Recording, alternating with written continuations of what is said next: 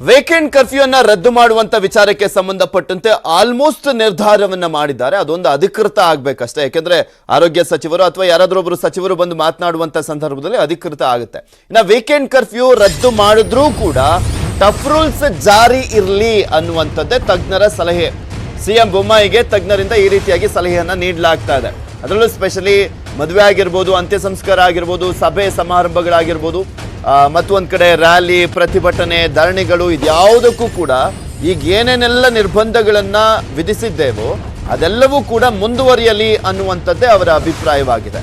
ಎಲ್ಲ ಕಡೆ ಶಾಲೆಗಳನ್ನ ಬಂದ್ ಮಾಡುವಂಥದ್ದು ಕೂಡ ಬೇಡ ಅಂತ ಹೇಳಲಾಗ್ತಾ ಇದೆ. ಯಾಕೆಂದ್ರೆ ನಾನು ಹೇಳ್ತಾ ಇದ್ದೆ ಅವಾಗ್ಲೇನೂ ಕೂಡ, ಈಗ ಸ್ಪೆಷಲಿ ಹಾಸನ ಜಿಲ್ಲೆಯಲ್ಲಿ ತೆಗೆದುಕೊಂಡಂತಹ ಸಂದರ್ಭದಲ್ಲಿ ಹಾಸನ ಜಿಲ್ಲೆಯಲ್ಲಿ ಜಿಲ್ಲಾಧಿಕಾರಿಗಳು ಹಾಸನ ತಾಲೂಕು ಮತ್ತೆ ಆಲೂರು ತಾಲೂಕಿನಲ್ಲಿ ಹೆಚ್ಚಿನ ಪ್ರಕರಣಗಳು ದಾಖಲಾಗ್ತಾ ಇದ್ವು ಅನ್ನೋ ಕಾರಣಕ್ಕೋಸ್ಕರ ಆ ಎರಡು ತಾಲೂಕುಗಳಲ್ಲಿ ಮಾತ್ರ ಶಾಲಾ ಕಾಲೇಜುಗಳನ್ನ ಬಂದ್ ಮಾಡಿದ್ರು.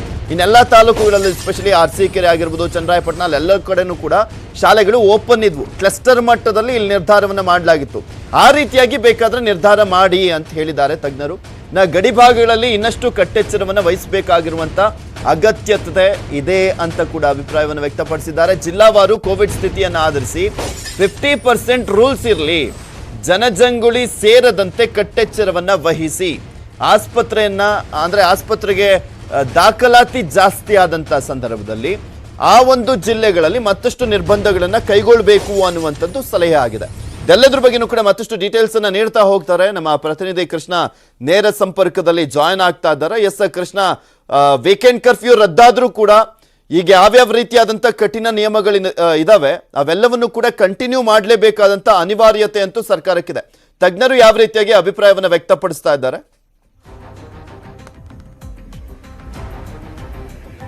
ಖಂಡಿತವಾಗ್ಲೂ ಪೃಥ್ವಿರಾಜ್, ಈಗಿನ ಮಾಹಿತಿ ಪ್ರಕಾರವಾಗಿ ವೀಕೆಂಡ್ ಕರ್ಫ್ಯೂನ್ನ ಕ್ಯಾನ್ಸಲ್ ಮಾಡಬೇಕು ಅನ್ನೋದ್ರ ಬಗ್ಗೆ ಕೂಡ ಸಭೆಯಲ್ಲಿ ಅಭಿಪ್ರಾಯ ವ್ಯಕ್ತವಾಗ್ತಾ ಇದೆ. ಆದರೆ ಅಂತಿಮವಾಗಿ ಮುಖ್ಯಮಂತ್ರಿಗಳು ಅಧಿಕೃತ ಘೋಷಣೆ ಒಂದೇ ಬಾಕಿ ಇದೆ. ಆದರೆ ಮುಖ್ಯವಾಗಿ ವೀಕೆಂಡ್ ಕರ್ಫ್ಯೂ ತೆಗೆದರೆ ನೆಕ್ಸ್ಟ್ ಏನು ಅನ್ನುವಂಥದ್ದು, ನೆಕ್ಸ್ಟ್ ಪ್ರಮುಖವಾಗಿ ಈಗಿರ್ತಕ್ಕಂಥ ನಿಬಂಧನೆಗಳನ್ನು ಸ್ವಲ್ಪ ಬದಲಾವಣೆ ಮಾಡಿ ಅದನ್ನ ಕಂಟಿನ್ಯೂ ಮಾಡುವಂತ ಸಂಬಂಧಪಟ್ಟಂತೆ ಚರ್ಚೆ ಆಗ್ತಾ ಇರುವಂತದ್ದು. ಈಗಾಗಲೇ ತಜ್ಞರು ಕೂಡ ಎಲ್ಲ ಒಂದ್ ಕಡೆ ಹೇಳ್ತಾ ಇರುವಂತದ್ದು, ಏನು ಫೆಬ್ರವರಿ ಮೊದಲ ವಾರದವರೆಗೂ ಕೂಡ ಯಾವುದೇ ಕಾರಣಕ್ಕೂ ಕೂಡ ಈಗಿರ್ತಕ್ಕಂಥ ಅಂದ್ರೆ ವೀಕೆಂಡ್ ಕರ್ಫ್ಯೂ ಬಿಟ್ಬಿಡಿ, ಆದರೆ ನೈಟ್ ಕರ್ಫ್ಯೂ ಸೇರಿದಂತೆ ಬೇರೆ ಬೇರೆ ನಿಯಮಗಳೇನಿದೆ ಅದನ್ನ ಯಥಾವತ್ತಾಗಿ ಮುಂದುವರಿಸಿ ಅನ್ನೋ ವಿಭಿಪ್ರಾಯವನ್ನು ಕೂಡ ಕೊಟ್ಟಿದ್ದಾರೆ ಸಭೆಯಲ್ಲಿ. ಮತ್ತೆ ಶಿಕ್ಷಣ ಸಚಿವರು ಕೂಡ ಹೇಳಿದ್ದಾರೆ, ಮುಖ್ಯವಾಗಿ ಈಗಾಗಲೇ 1 ರಿಂದ 9ನೇ ತರಗತಿವರೆಗೂ ಕೂಡ ಶಾಲೆಗಳನ್ನ ತೆರೆದಕ್ಕೂ ಕೂಡ ಅವಕಾಶವನ್ನು ಮಾಡಿಕೊಡಿ ಅನ್ನುವಂಥದ್ದು. ಆದರೆ 1 ರಿಂದ 5ನೇ ತರಗತಿ ಅಲ್ಲದೇ ಇದ್ರು ಕೂಡ 5 ರಿಂದ 9ನೇ ತರಗತಿ ಶಾಲೆಗಳಿಗೆ ತೆರಬೇಕು. ಈಗಾಗಲೇ ರಾಜ್ಯದಲ್ಲಿ 7,000 ಮಕ್ಕಳಿಗೆ ಏನು ಕೋವಿಡ್ ಕಂಡು ಬಂದಿದೆ. ಆದರೆ ಕೋವಿಡ್ ದೊಡ್ಡ ಮಟ್ಟದಲ್ಲಿ ಸಮಸ್ಯೆ ಎಲ್ಲೂ ಕೂಡ ಉಲ್ಬಣ ಆಗಲಿಲ್ಲ. ಈಗಾಗಲೇ ಶಾಲೆ ಕ್ಲೋಸ್ ಆಗಿರೋದ್ರಾಗಿ ಎಲ್ಲೋ ಒಂದ್ ಕಡೆ ಮಕ್ಕಳಿಗೂ ಕೂಡ ಬಹಳಷ್ಟು ಸಮಸ್ಯೆ ಆಗಿದೆ. ಹೀಗಾಗಿ ಶಾಲೆಗಳನ್ನ ತೆರೆದಕ್ಕೂ ಕೂಡ ಅವಕಾಶವನ್ನು ಮಾಡಿಕೊಡಿ ಅನ್ನೋದ್ರ ಬಗ್ಗೆ ಕೂಡ ಶಿಕ್ಷಣ ಸಚಿವರು ಸಭೆಯಲ್ಲಿ ಮಂಡಿಸ್ತಾ ಇದ್ದಾರೆ. ಅದ್ರ ಜೊತೆಗೆ ತಜ್ಞರು ಕೂಡ ಹೇಳಿದ್ದಾರೆ, ಈಗಿರ್ತಕ್ಕಂಥ ನಿಯಮಗಳು ಅಂದ್ರೆ ಸಭೆ ಸಮಾರಂಭ ಆಗಿರ್ಬೋದು ಯಾವುದೇ ಕಾರಣಕ್ಕೂ ಕೂಡ ಅದಕ್ಕೆ ನಿಷೇಧವನ್ನ ಮುಂದುವರಿಸಬೇಕು. ಮತ್ತೆ ಈಗಾಗಲೇ ಜಾತ್ರೆ ಆಗಿರ್ಬೋದು, ಮತ್ತೆ ಈಗಾಗಲೇ ಏನು ದೊಡ್ಡ ಮಟ್ಟದಲ್ಲಿ ಕಾರ್ಯಕ್ರಮ ನಡೀತವೆ ಅದೆಲ್ಲದಕ್ಕೂ ಕೂಡ ನಿಬಂಧನೆಗಳನ್ನ ಏರಬೇಕು. ಮುಖ್ಯವಾಗಿ ಜಿಲ್ಲೆಗಳಲ್ಲಿ ಎಲ್ಲಿ ಸೋಂಕು ಹೆಚ್ಚು ಬರ್ತಾ ಇದೆ ಅಲ್ಲಿ ಮುಖ್ಯವಾಗಿ 50% ಅನ್ನ ಮಾಡಬೇಕು. 50% ಮಾಡಿದ್ರು ಕೂಡ ಅದನ್ನ ಕಟ್ಟುನಿಟ್ಟಾಗಿ ಜಾರಿಯನ್ನ ಮಾಡಬೇಕು. ಯಾಕಂದ್ರೆ ಒಂದೆಡೆ ನಿಯಮಗಳನ್ನ ಮಾಡಿಲ್ಲ. ಈ ವಾರದಿಂದಲೇ ಜಾರಿ ಆಗ್ತಾ ಇದೆಯಾ ಏನು ಅಂತ, ಜನವರಿ 31 ವರೆಗೂ ಕೂಡ ಕಂಟಿನ್ಯೂ ಆಗುವಂತ ಸಾಧ್ಯತೆ ಇತ್ತು ಅಂತೆಲ್ಲ ನಿನ್ನೆ ಮೊನ್ನೆ ಎಲ್ಲ ನೋಡ್ತಾ ಇದ್ವಿ. ಅಂದ್ರೆ ನಾಳೆಯಿಂದನೇ ವೀಕೆಂಡ್ ಕರ್ಫ್ಯೂ ರದ್ದಾಗುತ್ತಾ? ಅಂದ್ರೆ ಇವತ್ತು ರಾತ್ರಿಯಿಂದೆಲ್ಲ ಜಾರಿ ಆಗ್ಬೇಕಾಗಿತ್ತಲ್ಲ, ಇವತ್ತು ರಾತ್ರಿಯಿಂದನೇ ರದ್ದಾಗ್ಬಿಡುತ್ತಾ? ನೈಟ್ ಕರ್ಫ್ಯೂ ಅಂತೂ ಇರುತ್ತೆ, ನಾಳೆಯಿಂದ ವೀಕೆಂಡ್ ಕರ್ಫ್ಯೂ ರದ್ದ ಹಾಗಾದ್ರೆ? ಖಂಡಿತವಾಗ್ಲೂ ಪೃಥ್ವಿರಾಜ್, ನಾಳೆಯಿಂದನೇ ರದ್ದಾಗುವಂತಹ ಎಲ್ಲ ಲಕ್ಷಣಗಳು ಸಾಧ್ಯ ಇರುವಂತದ್ದು. ಯಾಕಂದ್ರೆ ಮುಖ್ಯಮಂತ್ರಿಗಳು ಕೂಡ ಈಗಾಗಲೇ ಚರ್ಚೆಯನ್ನ ಮಾಡಿದ್ದಾರೆ. ಚರ್ಚೆ ಮಾಡಿದಂತ ಸಂದರ್ಭದಲ್ಲಿ ವೀಕೆಂಡ್ ಕರ್ಫ್ಯೂ ಅವಶ್ಯಕತೆ ಇಲ್ಲ ಅನ್ನೋದು ಕೂಡ ಸಭೆಯಲ್ಲಿ ವ್ಯಕ್ತವಾಗಿರುವಂತದ್ದು. ಯಾಕಂದ್ರೆ ಈಗಾಗಲೇ ಬೇರೆ ಬೇರೆ ರಾಜ್ಯ ಆಗಿರ್ಬೋದು ಮತ್ತೆ ಬೇರೆ ಬೇರೆ ರಾಷ್ಟ್ರಗಳಲ್ಲಿ ಯಾವ ರೀತಿ ಇದೆ ಪರಿಸ್ಥಿತಿ ಅನ್ನೋದ್ರ ಬಗ್ಗೆ ಕೂಡ ಕೂಲಂಕುಷವಾಗಿ ಮುಖ್ಯಮಂತ್ರಿಗಳು ಚರ್ಚೆ ಮಾಡಿದ್ದಾರೆ. ಆ ಒಂದು ಚರ್ಚೆ ವಿಸ್ತೃತವಾಗಿ ಮಾಡಿದಂತ ಸಂದರ್ಭದಲ್ಲಿ ಇಲ್ಲ ಒಂದ್ ಕಡೆ ತಜ್ಞರು ಸೇರಿದಂತೆ ಎಲ್ಲರೂ ಕೂಡ ಅಭಿಪ್ರಾಯವನ್ನು ವ್ಯಕ್ತಪಡಿಸಿದ್ದಾರೆ. ನಾಳೆಯಿಂದನೇ ವೀಕೆಂಡ್ ಕರ್ಫ್ಯೂನ್ನ ಕ್ಯಾನ್ಸಲ್ ಮಾಡಬೇಕು ಅನ್ನುವಂಥದ್ದು. ಆದರೆ ಅಧಿಕೃತವಾಗಿ ಮುಖ್ಯಮಂತ್ರಿಗಳು ಘೋಷಣೆಯನ್ನ ಮಾಡಬೇಕು. ಈಗಾಗಲೇ ಆಡಳಿತ ಪಕ್ಷದ ಸದಸ್ಯರು ಸೇರಿದಂತೆ ಪ್ರಮುಖವಾಗಿ ಸಾರ್ವಜನಿಕರಿಂದ ಕೂಡ ದೊಡ್ಡ ಮಟ್ಟದಲ್ಲಿ ಅಭಿಪ್ರಾಯ ವ್ಯಕ್ತವಾಗಿತ್ತು. ಆ ಒಂದು ಕಾರಣಕ್ಕೋಸ್ಕರವಾಗಿ ಈಗ ಅಭಿಪ್ರಾಯಕ್ಕೆ ಒತ್ತಡಕ್ಕೆ ಮಣಿದು ಮುಖ್ಯಮಂತ್ರಿಗಳು ಏನು ನಾಳೆಯಿಂದನೇ ವೀಕೆಂಡ್ ಕರ್ಫ್ಯೂ ಅನ್ನ ರದ್ದು ಮಾಡುವಂತಹ ತೀರ್ಮಾನವನ್ನು ಕೂಡ ಮಾಡಿದ್ದಾರೆ ಎನ್ನಲಾಗಿದೆ. ಕೆಲವೇ ಕ್ಷಣಗಳಲ್ಲಿ ಮುಖ್ಯಮಂತ್ರಿಗಳು ಅದನ್ನು ಅನೌನ್ಸ್ ಮಾಡ್ತಾರೆ. ಮತ್ತೆ ಜನವರಿ 31ವರೆಗೂ ಕೂಡ ನೈಟ್ ಕರ್ಫ್ಯೂ ಏನಿದೆ ಅದನ್ನು ಯಥಾವತ್ತಾಗಿ ಮುಂದುವರಿಸಬೇಕು ಅನ್ನೋದ್ರ ಬಗ್ಗೆ ಕೂಡ ಮುಖ್ಯಮಂತ್ರಿಗಳು ಸಭೆಯಲ್ಲಿ ತೀರ್ಮಾನ ಮಾಡಿದ್ದಾರೆ ಎನ್ನಲಾಗಿದೆ. ಕೆಲವೇ ಕ್ಷಣಗಳು ಕೂಡ ಮುಖ್ಯಮಂತ್ರಿಗಳು ಈ ಬಗ್ಗೆ ಸ್ವತಃ ಘೋಷಣೆಯನ್ನ ಮಾಡ್ತಾರೆ. ಮತ್ತೆ ಈಗಾಗಲೇ ಏನು ಬೇರೆ ಬೇರೆ ರಾಜ್ಯಗಳಲ್ಲಾಗಿರ್ಬೋದು ಮತ್ತೆ ಬೇರೆ ಬೇರೆ ರಾಷ್ಟ್ರಗಳಲ್ಲಿ ಯಾವ ರೀತಿ ಪರಿಸ್ಥಿತಿ ಅನ್ನೋದ್ರ ಬಗ್ಗೆ ಚರ್ಚೆ ಮಾಡಿದಂಥ ಸಂದರ್ಭದಲ್ಲಿ ಕೋವಿಡ್ ದೊಡ್ಡ ಮಟ್ಟದಲ್ಲಿ ಸಮಸ್ಯೆ ಆಗಲ್ಲ, ಎಲ್ಲೋ ಒಂದ್ ಕಡೆ ಏನಾದರೂ ಆಸ್ಪತ್ರೆಗೆ ಸೇರಿಸುವಂತ ದಾಖಲಾತಿ ಪ್ರಮಾಣ ಜಾಸ್ತಿ ಆಯಿತು ಅಂದ್ರೆ ಸಾವಿನ ಪ್ರಮಾಣ ಜಾಸ್ತಿ ಆಯಿತು ಅಂತ ಸಂದರ್ಭದಲ್ಲಿ ಬಿಗಿಯಾದಂಥ ನಿಲುವನ್ನ ಕೈಗೊಳ್ಳಬಹುದು. ಆದರೆ ಸದ್ಯದ ಮಾಹಿತಿ ಪ್ರಕಾರವಾಗಿ ಆ ರೀತಿಯಾದಂಥ ಯಾವುದೇ ಸಂದರ್ಭ ಸೃಷ್ಟಿಯಾಗದೇ ಇರುವಂತಹ ಕಾರಣಕ್ಕೋಸ್ಕರವಾಗಿ ಈಗ ಕಠಿಣ ನಿಯಮಗಳು ಅಗತ್ಯತೆ ಇಲ್ಲ ಅನ್ನೋದು ಕೂಡ ಸಭೆಯಲ್ಲಿ ಅಭಿಪ್ರಾಯ ವ್ಯಕ್ತವಾಗ್ತಾ ಇದೆ. ಹೀಗಾಗಿ ಇನ್ನೇನು ಕೆಲವೇ ಕ್ಷಣಗಳಲ್ಲಿ ನಾಳೆಯಿಂದ ವೀಕೆಂಡ್ ಕರ್ಫ್ಯೂ ಇತ್ತು, ಅದನ್ನ ಸಂಪೂರ್ಣವಾಗಿ ರದ್ದು ಮಾಡುವಂತದ್ರ ಬಗ್ಗೆ ಕೂಡ ಮುಖ್ಯಮಂತ್ರಿಗಳು ಘೋಷಣೆ ಮಾಡುವಂತದ್ದು ಬಹುತೇಕ ಹೆಚ್ಚಾಗಿರುವಂತದ್ದು. Prithviraj. Okay, thank you Krishna. ಮತ್ತಷ್ಟು ಅಪ್ಡೇಟ್ಸ್ ಅನ್ನ ನೆಕ್ಸ್ಟ್ ತಗೊಳ್ತಾ ಹೋಗ್ತೀನಿ. ಗಮನಿಸ್ತಾ ಇದ್ರಲ್ಲ ಏನೇನೆಲ್ಲ ಚರ್ಚೆ ಆಗ್ತಾ ಇದೆ ಅನ್ನೋದ್ರ ಬಗ್ಗೆ ಸವಿಸ್ತಾರವಾಗಿ ನಮ್ಮ ಪ್ರತಿನಿಧಿ ಹೇಳ್ತಾ ಹೋಗ್ತಾ ಇದ್ರು. ಸುನಿಲ್ ಸರ್ನು ಕೂಡ ಮಾತನಾಡ್ತೀನಿ. ಸರ್, ಇಲ್ಲಿ ಮೈನ್ ಆಗಿ ಇರುವಂತಹ ಒಂದು ಆತಂಕ ಅಂದ್ರೆ ಬೆಂಗಳೂರಿನ ವಿಚಾರಕ್ಕೆ ಸಂಬಂಧಪಟ್ಟಂತೆ, ಬೆಂಗಳೂರಿನಲ್ಲಿ 1 ಕೋಟಿಗೂ ಹೆಚ್ಚಿನ ಜನಸಂಖ್ಯೆ ಇರುವಂತ ದೊಡ್ಡ ಸಿಟಿ ಆಗಿರುವಂತ ಹಿನ್ನೆಲೆಯಲ್ಲಿ ಸಹಜವಾಗಿ ಆತಂಕ ಇದ್ದೇ ಇರುತ್ತೆ. ಇನ್ನು ಸಾರ್ವಕಾಲಿಕ ದಾಖಲೆ ಬೇರೆ, ನಿನ್ನೆ 30,000ಕ್ಕೂ ಹೆಚ್ಚಿನ ಪ್ರಕರಣಗಳು ದಾಖಲಾಗಿರುವಂಥದ್ದು. ಸ್ಪೆಷಲಿ ಬೆಂಗಳೂರಿಗೆ ಅಂತಾನೆ ಏನಾದರೂ ಬೇರೆ ರೀತಿಯಾದಂಥ ರೂಲ್ಸ್ ಅನ್ನ ಮಾಡಬೇಕು ಅಂತ ಸಜೆಷನ್ ಕೊಡ್ತೀರಾ ನೀವು?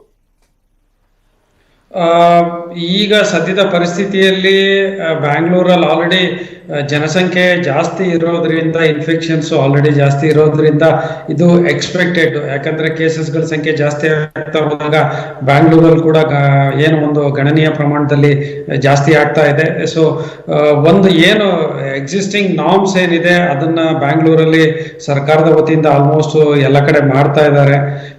ಒಂದು ಇಂಪಾರ್ಟೆಂಟ್ ಆಸ್ಪೆಕ್ಟ್ ಏನಂದ್ರೆ ಜನಗಳು ಏನಾದರೂ ನಮಗೆ ಒಂದ್ ಸ್ವಲ್ಪ ಸಹಕಾರ ಕೊಡಬೇಕು, ಅದು ಮನವಿ ಮಾಡ್ತೇವೆ. ಸೊ ಮನವಿ ಮಾಡೋದು ಏನಂದ್ರೆ ಉದ್ದೇಶ, ಇನ್ನ ಒಂದು 3-4 ವಾರಗಳ ಕಾಲದ ಮಟ್ಟಿಗೆ ಬ್ಯಾಂಗ್ಳೂರ್ಗೆ ಏನಾದ್ರು ಇರುವಂತ ಜನಸಂಖ್ಯೆಗಳಲ್ಲಿ ಒಂದ್ ಸ್ವಲ್ಪ ಸಹಕಾರ ಕೊಟ್ಟರೆ ಖಂಡಿತವಾಗ್ಲೂ ಕೇಸ್ಗಳ ಇದು ಮಾಡಬಹುದು. ಬ್ಯಾಂಗ್ಳೂರಲ್ಲಿ ನಾವು ನೋಡ್ತಾ ಹೋದಾಗ ಕಳೆದ ಬಾರಿಗೆ ಈ ಬಾರಿಗೆ ಕಂಪೇರ್ ಮಾಡ್ತಾ ಹೋದಾಗ ಕಳೆದ ಬಾರಿ ಒಂದು ಮೇಜರ್ ಇಶ್ಯೂ ಇದ್ದಿದ್ದು ಒಂದು ಏನು ಟ್ರಯೇಜಿಂಗ್ ಸಿಸ್ಟಮ್ ಅಂತ ನೋಡ್ತಾ ಹೋದಾಗ, ಅದು ಒಂದು ಅಂದ್ರೆ ಯಾವ ಒಂದು ಪೇಷಂಟಿಗೆ ಹಾಸ್ಪಿಟಲ್ ಅಲ್ಲಿ ಇರಬೇಕು, ಯಾವ ಒಂದು ಪೇಷಂಟಿಗೆ ಮನೆಯಲ್ಲಿ ಕಳಿಸ್ಬೇಕು ಅನ್ನೋದು, ಅಂದ್ರೆ ಅಷ್ಟೊಂದು ಕೇಸ್ ಲೋಡ್ ಇರೋದ್ರಿಂದ ಅದನ್ನೆಲ್ಲ ಸಮರ್ಪಕವಾಗಿ ಅಷ್ಟೊಂದು ಕಳೆದ ಬಾರಿ ಸ್ವಲ್ಪ ಇಶ್ಯೂಸ್ ಆಯ್ತು because of maximum number of cases. ಅದು ಈ ಬಾರಿ ಸಮರ್ಪಕವಾಗಿ ನಡೀತಾ ಇದೆ. ಟ್ರಯೇಜಿಂಗ್ ಏನಿದೆ, ಯಾರಿಗೆ ಹಾಸ್ಪಿಟಲ್ ಬೇಕು, ಯಾರಿಗೆ ಮನೆಗೆ ಬೇಕು ಅಂತ.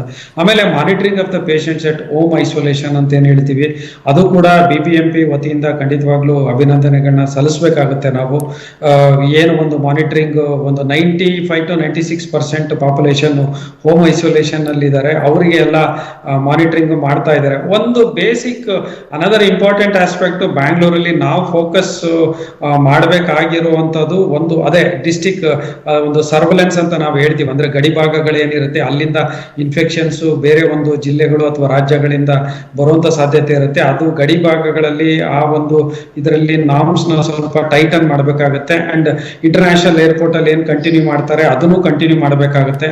ಮೂರನೇ ಇಂಪಾರ್ಟೆಂಟ್ ಆಸ್ಪೆಕ್ಟ್, ಈಗ ಹೊಸದಾಗಿ ಏನು ಒಂದು ಸೆಲ್ಫ್ ಡಿಟೆಕ್ಷನ್ ಕಿಟ್ ಅಂತ ಬರ್ತಾ ಇದೆ. ಸೊ ಅಂತ ಕೆಲವೊಂದು ಜನಗಳು ಟೆಸ್ಟ್ ಮಾಡಿದಾಗ ಅವ್ರದ್ದು ಪಾಸಿಟಿವಿಟಿ ರೇಟು ಮಾನಿಟರ್ ಮಾಡಬೇಕಾಗತ್ತೆ ಬೇಸಿಕಲಿ. ಅದಕ್ಕೆ ಜನಗಳು ಕೂಡ ಯಾರಾದ್ರೂ ಟೆಸ್ಟ್ ಕಿಟ್ ಅಂದ್ರೆ ಸೆಲ್ಫ್ ಡಿಟೆಕ್ಷನ್ ಕಿಟ್ಸ್ ಅಂತ ಬಂದಿದೆ, ಅದನ್ನ ಅವರೇ ಟೆಸ್ಟ್ ಮಾಡಿಕೊಂಡು ಪಾಸಿಟಿವ್ ಅಂತ ಬಂದಾಗ ಅಂತ ಒಂದು ಹಂತದಲ್ಲಿ ದಯವಿಟ್ಟು ಅದನ್ನ ಸರ್ಕಾರಕ್ಕೆ ತಿಳಿಸಿದ್ರೆ ಅದರಿಂದ ಖಂಡಿತವಾಗ್ಲೂ ಒಳ್ಳೇದಾಗುತ್ತೆ ಅಂತ ಅನ್ಸುತ್ತೆ. ಪ್ರಾಬ್ಲಮ್ ಆಗ್ತಿರೋದೇ ಅದಲ್ವಾ ಸರ್? ಈಗ ಎಷ್ಟೋ ಕಡೆ ಸರಿಯಾಗಿ ಟೆಸ್ಟಿಂಗ್ ಅವ್ರಿಗೆ ಮಾಡ್ಲಿಕ್ಕೆ ಆಗ್ತಾ ಇಲ್ಲ ಅನ್ನೋ ಕಾರಣಕ್ಕೋಸ್ಕರ ಸೆಲ್ಫ್ ಟೆಸ್ಟ್ ಗಳನ್ನ ತಗೊಂಡ್ಬಿಟ್ಟು ಅವರೇ ಟೆಸ್ಟ್ ಮಾಡ್ಕೊಳ್ತಾ ಇದಾರೆ. ಅಕಸ್ಮಾತ್ ಸರ್ಕಾರ 1 ಲಕ್ಷ 1.5 ಲಕ್ಷ ಟೆಸ್ಟಿಂಗ್ ಜಾಸ್ತಿ ಮಾಡ್ಬಿಟ್ರೆ ಈ ಕೇಸಸ್ಗಳು ರಾಜ್ಯದಲ್ಲಿ 1 ಲಕ್ಷಕ್ಕೂ ಇನ್ನೂ ಹೆಚ್ಚಿನ ಸಂಖ್ಯೆಯಲ್ಲಿ ದಾಖಲಾಗ್ತಾ ಹೋಗ್ಬಿಡುತ್ತಾ ಅಂತ? ಇಲ್ಲ, ಈಗ ಹೊಸದಾಗಿ ICMR ಏನಿದೆ, ICMRದು ಒಂದು ರೀಸೆಂಟ್ ಗೈಡ್ಲೈನ್ಸ್ ಬಂದಿದೆ, ತಮಗೂ ಗೊತ್ತಿರ್ಬೋದು ಅಂತ ಅನ್ಸುತ್ತದು. ಬೇಸಿಕಲಿ ICMR ಗೈಡ್ಲೈನ್ಸ್ ಪ್ರಕಾರ ಏನು ಮೊದಲ ತರ ಸಿಂಪ್ಟಮ್ಯಾಟಿಕ್ ಯಾರು ಇರ್ತಾರೆ, ಅಂದ್ರೆ ಯಾರಿಗೆ ರೋಗ ಲಕ್ಷಣಗಳಿರ್ತಾರೆ ಅಂತವರಿಗೆ ಟೆಸ್ಟ್ಗಳನ್ನ ಮಾಡಿ, ರೋಗ ಲಕ್ಷಣ ಇಲ್ದಿರೋರಿಗೆ ಟೆಸ್ಟ್ಗಳದ್ದು ಅಷ್ಟೊಂದು ಅವಶ್ಯಕತೆ ಇಲ್ಲ ಅಂತ. ಎರಡನೇದು, ಮೊದಲು ಒಂದು ವ್ಯಕ್ತಿ ಪಾಸಿಟಿವ್ ಬಂದಾಗ ಅವರಿಗೆ ಕಾಂಟ್ಯಾಕ್ಟ್ ಟ್ರೇಸಿಂಗ್ ಅಂತ ಮಾಡ್ತಾ ಹೋಗ್ತಿದ್ವಿ. ಕಾಂಟ್ಯಾಕ್ಟ್ ಟ್ರೇಸಿಂಗ್ ಮಾಡಿದಾಗ ಎಲ್ಲರಿಗೂ ಮಾಡುವಂತ ಸಾಧ್ಯತೆ ಇತ್ತು. ಸೊ ಅವರಿಗೆ ಈಗ ಅಂತವ್ರು ಹೈ ರಿಸ್ಕ್ ಏನಾದ್ರು ಇದ್ರೆ ಅಂದ್ರೆ ಅಬೌವ್ 60 ಇಯರ್ಸ್ ಅಥವಾ ಡಯಾಬಿಟಿಸ್ ಹೈಪರ್ ಟೆನ್ಷನ್ ಅಂತವ್ರು ಇದ್ರೆ ಅಂತ. ಸೊ ಈಗ ಆ ತರ ICMR ಹಲವಾರು ಮಾನದಂಡಗಳು ಹೊಸದಾಗಿ ಬಂದಿದೆ, ಕಳೆದ ಒಂದು ಪ್ರಾಬಬಲಿ 10 to 15 ಡೇಸ್ ಬ್ಯಾಕ್ ಬಂದಿದೆ. ಅದನ್ನ ಒಂದು ಕೇಂದ್ರ ಸರ್ಕಾರದ ICMR ಗೈಡ್ ಲೈನ್ಸ್ ಆಗಿರೋದ್ರಿಂದ ಅದನ್ನ ರಾಜ್ಯ ಸರ್ಕಾರ ಕೂಡ ಪಾಲಿಸಬೇಕಾಗತ್ತೆ. ಸೊ ಹಾಗಾಗಿ ಆ ಒಂದು ಹಂತದಲ್ಲಿ ನಾವು ನೋಡ್ತಾ ಹೋದಾಗ ಬೇರೆ ರಾಜ್ಯಗಳಿಗೆ ಕಂಪೇರ್ ಮಾಡಿದ್ರೆ ಕರ್ನಾಟಕ ಇನ್ನ ಟೆಸ್ಟ್ ಗಳನ್ನ ಜಾಸ್ತಿ ಮಾಡ್ತಿದೆ.